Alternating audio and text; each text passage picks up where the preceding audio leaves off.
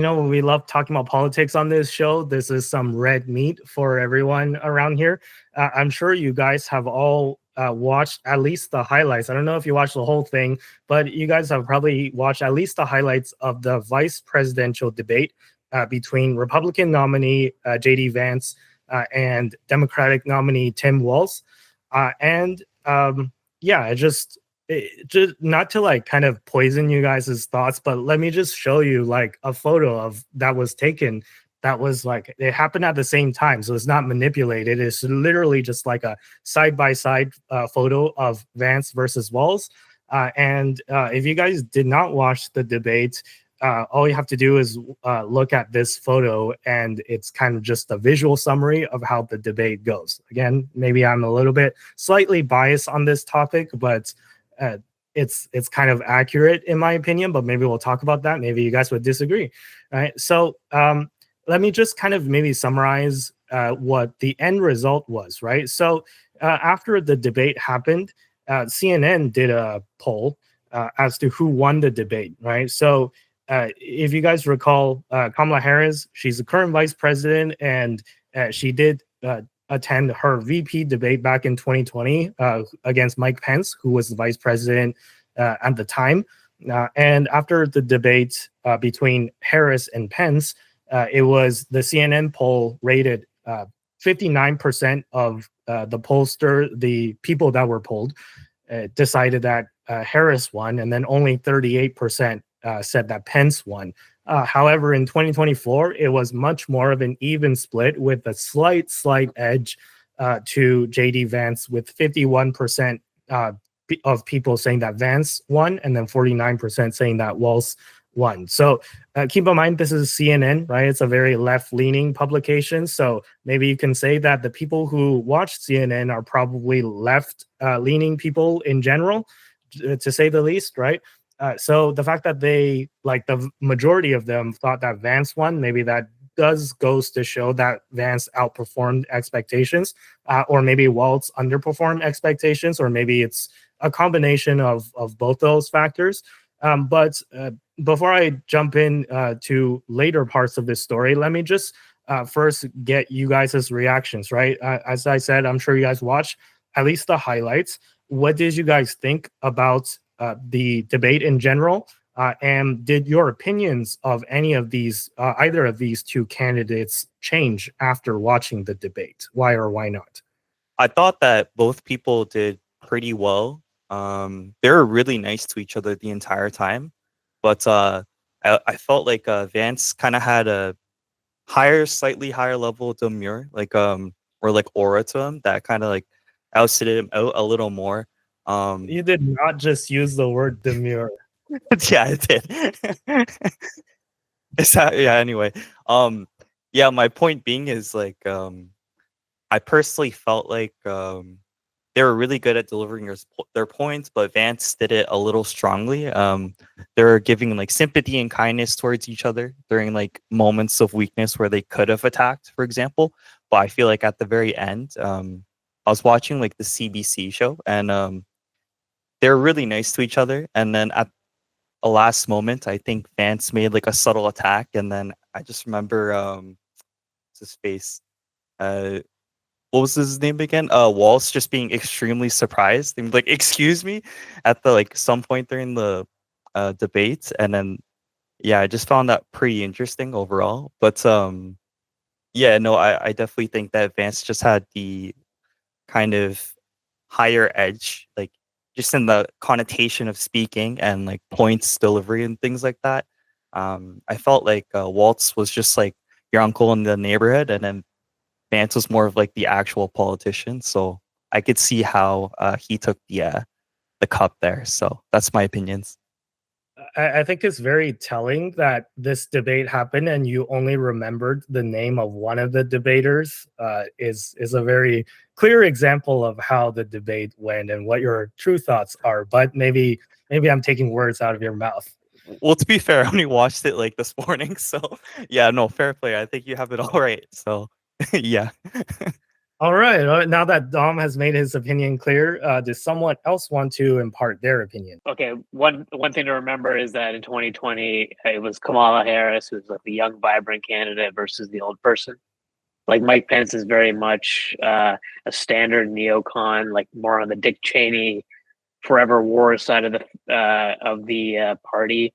Vance is actually much more on the populist end, so it's much hard. I think it's much hard, and he has like kind of a new face, so it's just much harder for the Democrats to really attack him. And I also think that, and this it was reversed. Vance is a young guy. He's standing beside an old guy. That always benefits you in politics. I mean, it goes back to the old story about Nixon and Kennedy in the 1960 election.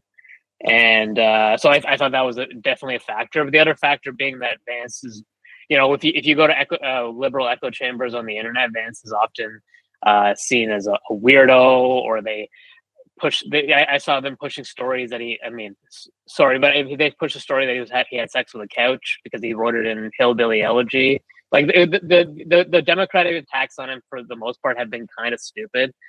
They work for the echo chamber, but they don't necessarily work for the greater audience. And then when you see this like really articulate individual who can talk about technology, he can talk about all these topics. I thought one of the stronger parts of the debate was when he was fact checked and he like asserted himself and basically kind of proved that the fact checking was kind of inappropriate. When they fact checked him on immigration, where they said that the people in Haiti were status individuals, and Vance actually provided the context that kind of showed why the moderators weren't being fair to him. It was similar to a moment he had with Dana Bash on CNN, where she was fact checking him, kind of how he felt was inappropriate. I thought it was it just showed how sharp he is and how good he is on the spot. And I thought he just showed himself to be very complimentary to Trump. One of the moments of the debate where he showed himself to be a complimentary candidate was the actual abortion conversation. Now, personally, I don't necessarily agree with Trump or Vance on the abortion debate, but Trump's line on the abortion debate has been that I kind of did the country a favor because it's no longer a federal issue, and now people can discuss it at the state level and have referendums or whatever that takes. I didn't think that landed very well for Trump. It's definitely the weakest part of his campaign because he is behind the Roe v. Wade repeal. And I thought the Vance basically articulated the same thing, but he did a good job with it. He just explained that the Democrats are kind of being fraudulent when they tell you that they're going to bring back Roe v. Wade, and that this has to happen at the state level now because the Supreme Court's ruled this. And the Democrats are making empty promises. And I think he did a good job articulating how it's up to the people now to make decisions at the state level. And I just thought he did it in a way that might actually be able to attract like centrist candidates. I don't think the Trump hit, that was probably the weakest part of Trump's debate, and it was one of the strongest parts of Vance's debate. So that's one comment, is just that I think he's just his young and the vibrancy, he brings a lot to the ticket, where he just really compliments Trump's, because everybody knows Trump has some kind of, he has some weak points in his personality, which sometimes is a strong point for some voters. But when you're talking about independent and centrist voters, they're really turned off. And they're also very turned off on the abortion issue, especially young women who Trump is struggling with greatly. So I just thought those are some comments that I noticed. Yeah, I agree with the abortion thing too, by the way, with your stance. So my personal stance on the abortion is I'm for abortion. I don't think that it should be restricted. I also think the Democrats are being fraudulent on abortion. Like, I thought a lot of people said, oh, Kamala was stronger on that abortion issue. She's lying. Like, she's not going to reinstate Roe v. Wade. So is that really like a moral way to be if you're a politician? Should you tell the truth? Should the Democrats just like change their strategy around abortion so it reflects the facts of the state issue? That's kind of my own personal stance on it. If it was up to me, I'd push the red button to legalize it. But yeah, we could maybe have like a whole show just talking about that one issue, but we don't have all the time in the world. But my second part of the question was, did your opinions of either of these two candidates change after this debate? So I'd like for you guys to answer that question. Dom, since you answered the original question first, let me pass it to you. Did your opinion of either of these two candidates changed? And I'm only asking this question because, you know, the Democrats have ran a campaign on like Vance is weird or Republicans are weird, right? But what we saw last night from this debate was maybe changing, like opinion changing for some people, right? Because you had like people had like a image of Vance in their mind, and then maybe what we got was a little bit different, or do you still think Vance is weird? And what's your opinion on all of that? Like up front, to be fair, like I only watched this one like debate, right?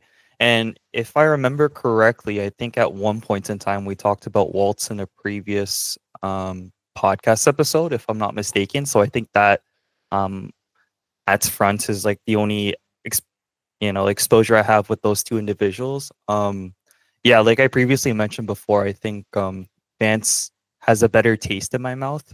Just hearing this weird stuff is like interesting for sure. This is all news to me, but I think for what it was worth, his presentation of himself was a bit better than Waltz, just because he just honestly felt like the uncle on the neighborhood corner street, and then Vance kind of felt more like a politician. But yeah, that's just what I thought. So it did have a little bit of an influence on you, maybe. definite, like definitely. up a little bit in your books. Maybe Walls stayed the same or went down slightly. All right. Sunil, you want to give your answer to that? Yeah, sure. I guess like I didn't. Well, Vance is very much an unknown to me. Like 3-4 months ago, I didn't even know who this guy was. So the first time I saw him speak was on the All In podcast at their conference, and that kind of changed my. I didn't have a negative or positive opinion of him, but I was actually very impressed by him. I was very impressed by how eloquent of a speaker he was, and how he was one of the few politicians I've ever seen that's able to speak about things like technology in detail, because he used to be a venture capitalist himself. And I just thought if I was surprised by anything, I honestly thought Walz was going to do better. So I think that Vance just outplayed him. He's a better debater. He's more eloquent, and he looks better on camera. And Tristan, as our token lefty, our token Democrat, I'm kidding, but I did promise you that I will give you an opportunity to defend Tim Walz to your heart's delight. So you have the floor for the next hour if you want, and I promise that you will have your opportunity to make your voice heard. So, the same questions as before. What did you think of the debate, and did your opinion of either of these two candidates change after you watched the debate? As the apparently the token leftist, who's not even that left, I think that the debate was much more enjoyable to watch than the presidential debate. Either of the presidential debates, because I feel like both people had stuff to say. Both people were polite and willing to accept that there were similarities in stances, maybe differences in approaches and opinions, but they were willing to express that this is an area in which, you know, they have some common ground. And I think that is something that's extremely important in politics, because what we're seeing a lot these days is people getting so separated out, polarized in their different groups. People get too far on one side or the other, and then they cannot have they can't find any common ground with the other side, and then it just turns into everyone vilifying each other, and it's kind of just it's not a good scenario, particularly for a democracy where, you know, we're trying to come together and figure out how to keep countries running. I mean, I guess this is kind of going for Canada too. Yeah, so with regards to my opinions for them before, yeah, I would say Vance and Walz are both more unknown for me, at least. I wasn't super aware of them prior to their VP announcements. And I wasn't sitting there going, wow, these are someone I followed super in depth. I've only heard them speak pretty sparingly overall. I had heard the couch rumor for Vance. Not gonna lie, that was never going to be a factor in whether or not he is someone who is eligible for the job. What people want to do in the privacy of their own home is what people want to do. You know, if he's really got to think for couches, I don't care. As long as he can, if he gets elected, he does a good job, right? So, you know, bringing it back to that, I think that bring back to the debate. I think that Vance performed better than I was expecting, and in the brief times that I'd seen Vance, he'd seemed a little swarmy, a little. I don't know. I don't know how to put my word on it. He just seemed very something about him seemed a little bit weird. Not like weird the way that they're talking, but like I don't know, like kind of like a greasy salesman kind of vibe. But then on the debate, he seemed very succinct, very polite, very direct and articulate. So I think that made him appear a lot better in my mind than going into it, where I'd only really seen stuff of him in passing. It wasn't necessarily negative. It wasn't necessarily positive stuff. It was just kind of there. And so maybe some of my assessment of him was, judging a book by its cover.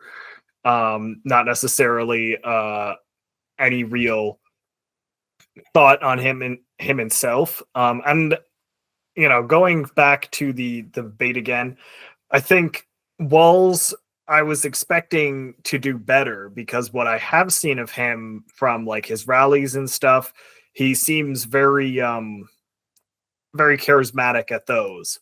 But then in the debate, I felt like he seemed a lot more easily flustered and a little bit more kind of like jumping around, like kind of like looking, more concerned, writing notes, etc., which, is a good practice to have in a debate. But, at the same time, I think that Vance looked really confident, and he looked like he knew what he was talking about.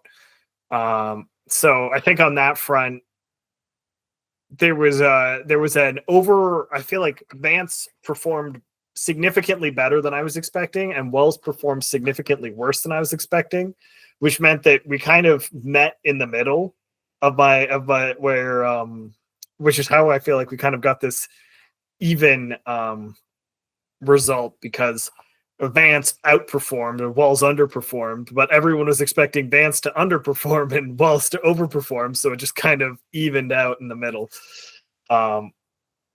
So on that front, I think in terms of policies, I think that it's clear that there are policies that are better for each side. I think we've touched on the abortion one. I feel like that's the obvious one that comes to mind for the Democrats, where they clearly have a stronger position, because I would say they have the position that most people are at least moderately aligned with. Even if most people, even if there's like people with limitations that they're considering, I would say that most people are generally aligned with the sentiment that is that people should have some capacity to choose at some point, right? I think the majority of people are on board with that. I think that there's a lot of people who get really stuck in the weeds on timelines and at some point, when does a child become a child, etc. There's people who are going to get stuck on that, and I think that there is a fair argument to be made at points in that. But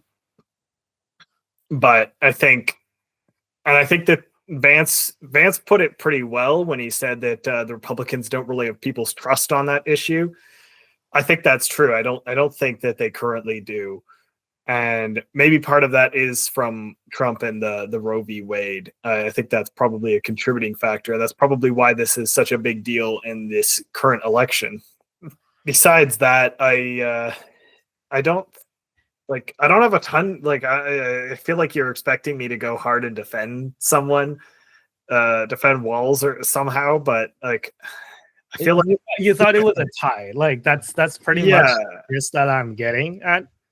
Yeah, like I feel like Walz did a perfectly fine job of defending himself. Like I don't think this is a clear victory by Vance. I just don't think that this was. I think that this was a pretty fair showing for both people.